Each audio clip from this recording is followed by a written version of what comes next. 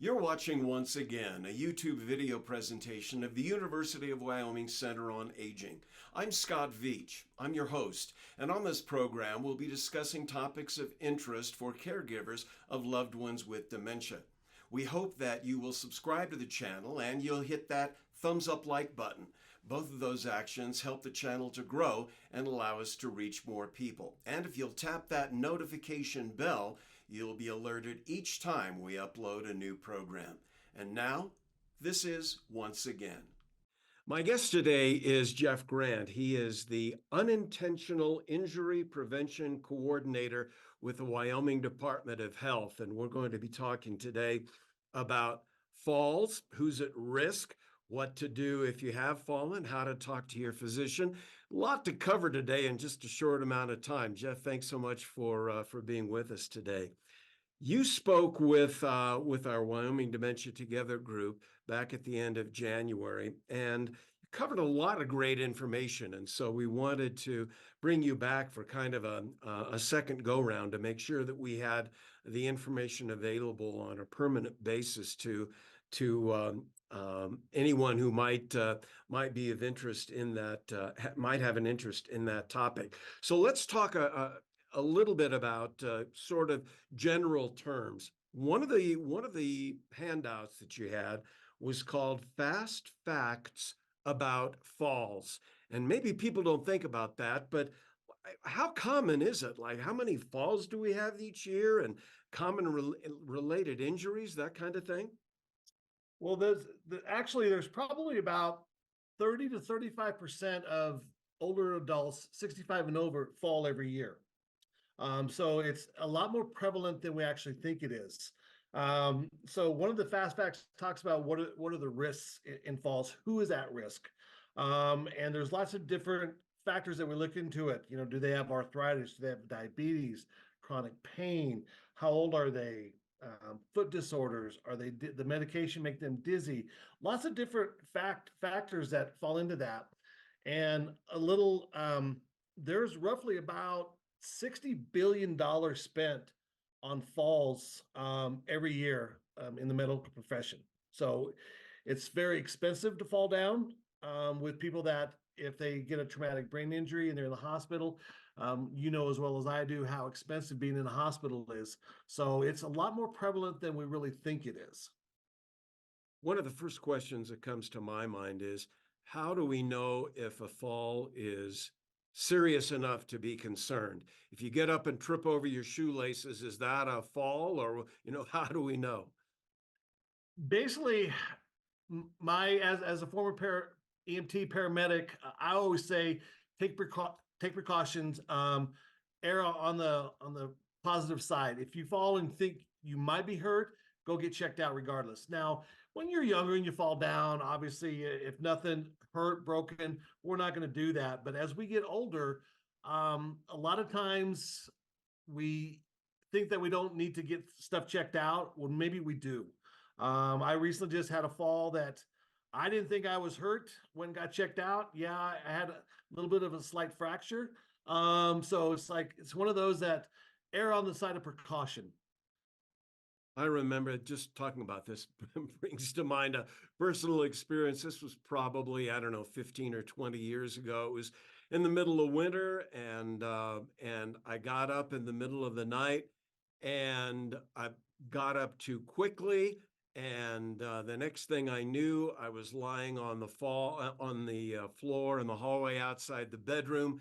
I'd hit the banister of the upstairs railing and busted up my face. And I thought, just one of those things. And my wife took me to the ER. So I'm guessing if you bang your head, that's a pretty good indication you should go check it out. Yeah, really, especially if you bang your head, you want to look at a possible concussion, possible traumatic brain injuries. Those are things that sometimes we think, oh, it's just a headache.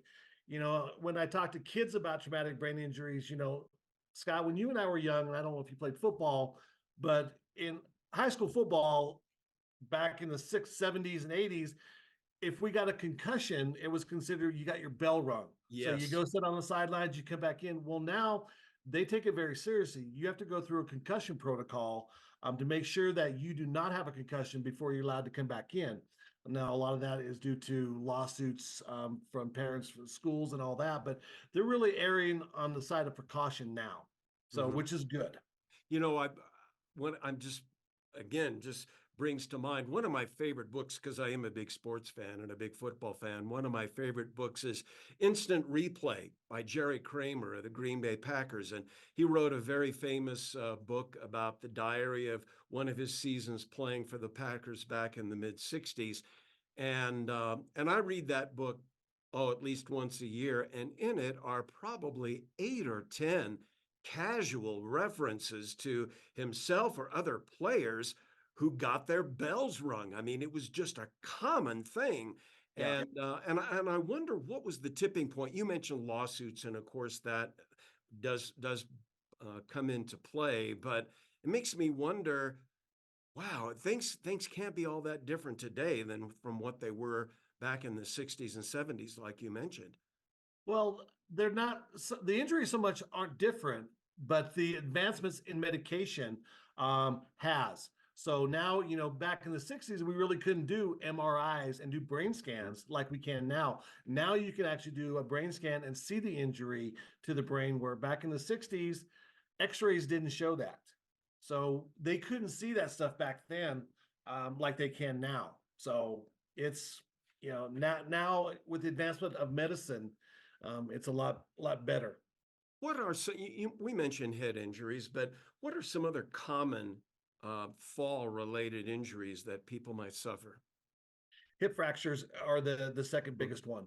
So broken bones. A lot of times when people fall, again, this is easier said than done. But when you fall, I try to tell people that you need to relax and fall sideways if you can. Turn your body sideways and fall down. Don't stick your arms straight out and try to catch yourself, because as we get older, obviously our bones aren't as strong, and that's when we break arms. If you can, I kind of relate it to falling on ice. You want to spread your body out to take up as much of the impact as you can versus falling on your hand or your arm and breaking that wrist, or falling just on your hip and breaking your hip. So lots of little things can happen. If you fall on your shoulder first, the chances of getting traumatic brain injury are a lot less, Mhm. This may because you're seem not falling down and hitting your head first. right. This may seem like kind of a silly question, but can you actually practice falling? Actually, yeah, you can. One of the things, when I give presentations, I show actually how to get up from a fall, but you could practice falling.